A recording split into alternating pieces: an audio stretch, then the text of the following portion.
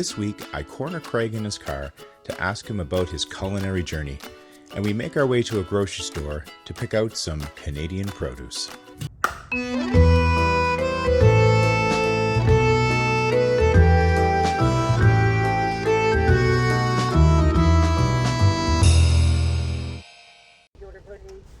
Hi, could I have a large with 2 cream and a large double single? Large 2 cream, large double single, anything else? That's everything. 43 drive-through, please. Thank you.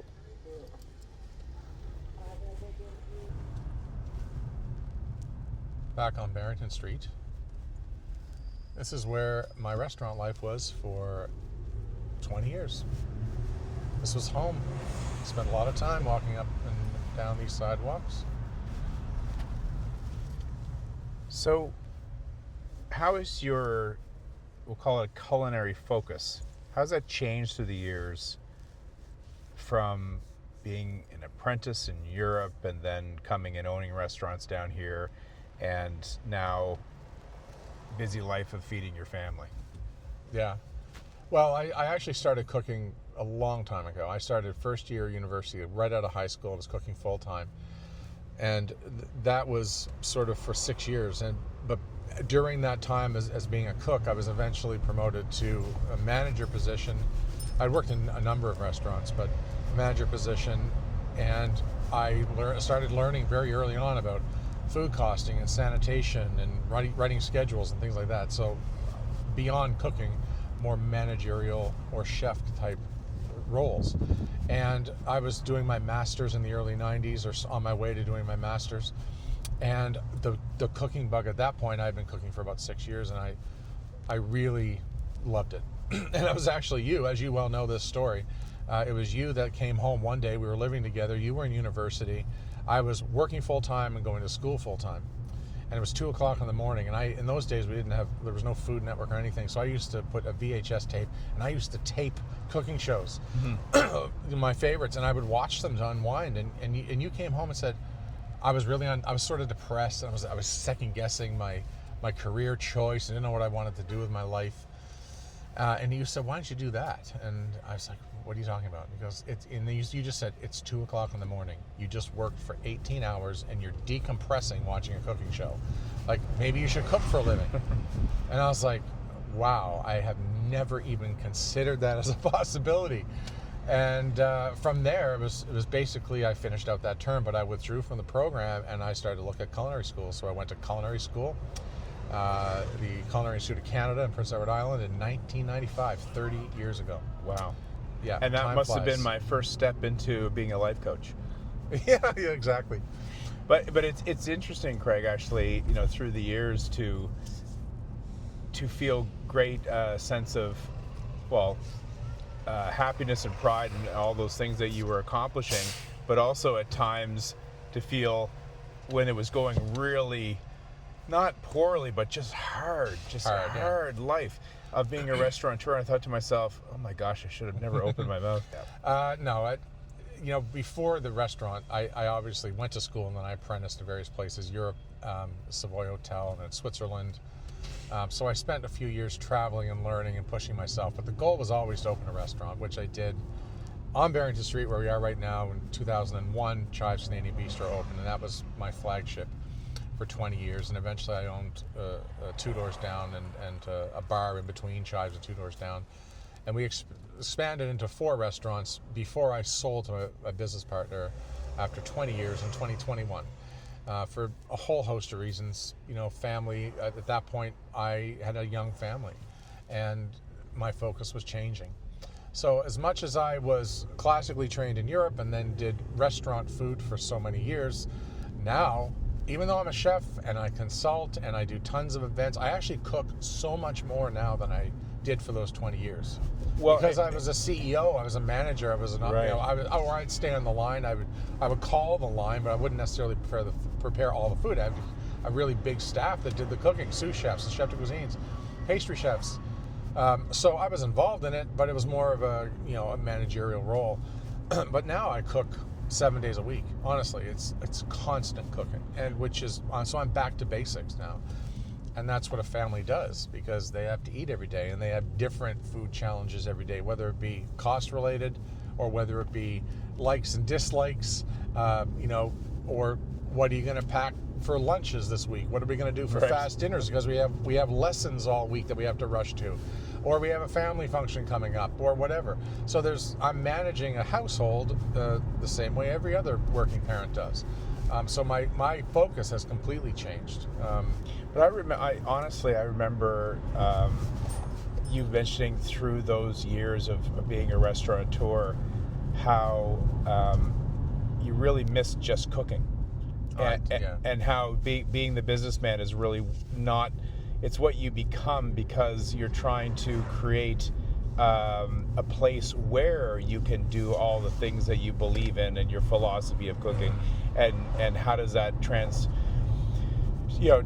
to the culinary experience for the customer, where it is extraordinary casual dining, that blending of the extraordinary and also the casual. So people are comfortable yet experiencing something unique. But to not be able to do that hands-on, you expressed how you miss that so much, and the times when somebody's called in sick and you jump on the line and it's absolutely crazy, but you are more at peace there than you are behind your desk. That's true. Yeah. Well, I mean, it's a big shift, and it's something that you don't really see coming. You think, well, I'm a chef and I want to own a restaurant, so it's going to be great. I'm going to create my own restaurant, do my own thing, do my own food, which is true. But once you open a restaurant, it needs to remain open. You need to keep it open. Right. And what that means is you have to manage it, and you have to pay the bills, and you have to pay your staff, and you have all of those other challenges that you weren't being taught in culinary school. You were just focused on the food.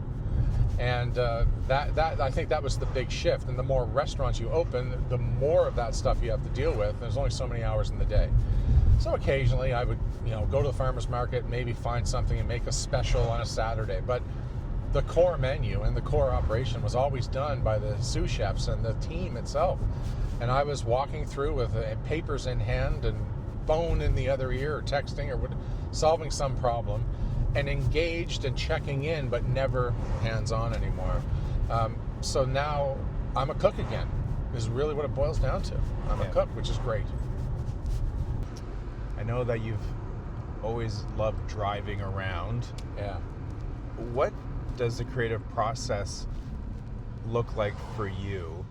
And is it different when you are writing recipes versus writing books versus planning events? Like, is it always the same, or does it change?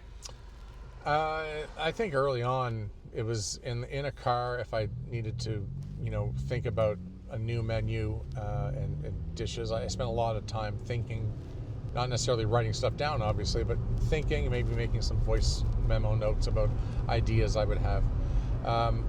Walking through farmers markets definitely helps. You sort of get you thinking. But now it's, I think, a little bit more quiet time.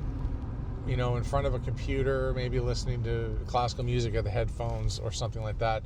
Because I will say, the creative process in the early part of your career, when you're sort of right out of culinary school and you're an apprentice and you're just living, breathing, sleeping food every single solitary day of your life, is really about, maybe, the ego recipes. You're trying to create something new to stand out. So that took a little bit more effort, perhaps, to come up with something new, even though it wasn't new. Nothing's really new. It's just a twist.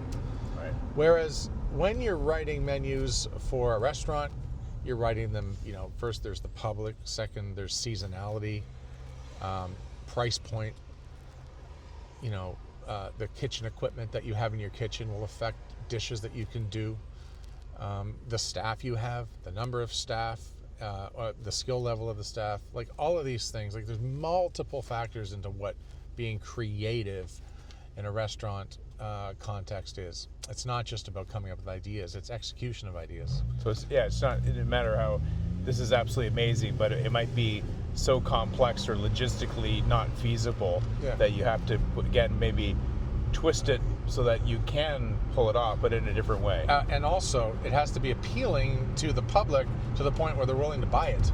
Right. You know, some really creative concepts probably have a look, a texture, a smell, or whatever that just doesn't interest people. So, you know, is it worth going through the effort of making something that you're going to sell 2 portions a week of? No, it's not. So you scrap it. You go back to coming up with something that will actually make the business money. And the creative process with, say, running an event or a catering event, that maybe in the negotiation stages with the client? That's completely different. That's custom menus. You're creating something for a guest or for a client based on what they want. An experience, kind of. Yes, and they might have a very set idea of what that experience is. Hey, we were engaged in Tuscany, so I want to recreate a meal that we had there on that night, or whatever. Or it might be a birthday party, and everyone's coming from Ontario, so they want all seafood, and they want scallops, and they want this, or they want a chowder, or whatever. So that satisfaction or satisfying the guest is key there. And a lot of times they'll say, we trust you, whatever you come up with. So you can sort of have carte blanche and just go nuts. But more often than not, there's a structure, a framework to what you're being asked to do. And the number one thing that you're trying to do in catering or event planning is satisfy the person paying the bill. You want to make them happy.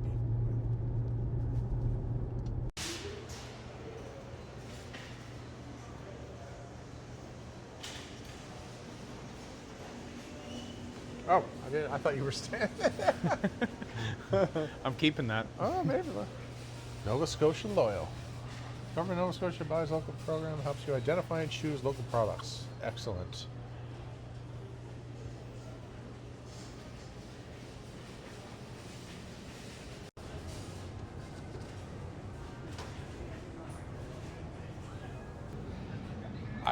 I think you've probably had these with me, but this is Maritime Gourmet mushrooms, and I just love them. They're year round. They're grown locally.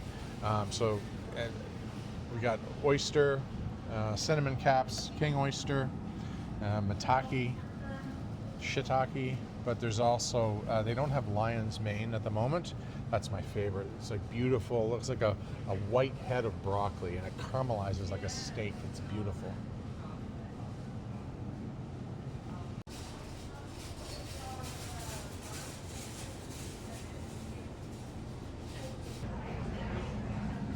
So we have a lot of root vegetables, so a lot of cabbage, carrots, turnip, celery root, a fantastic vegetable that you do for soups and things like that, parsnips.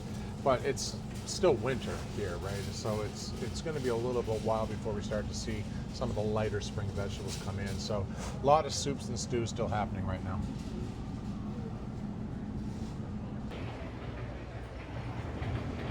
We love pita bread. Fancy Lebanese Bakery, 60 years they've been on Agricola Street. So you can, everywhere you go, you see Fancy Lebanese pita bread. It's fantastic.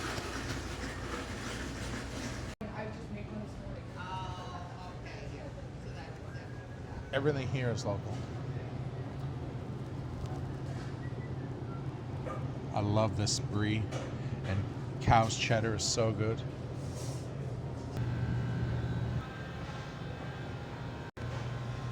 I don't know if you have hot smoked salmon ever, or mackerel.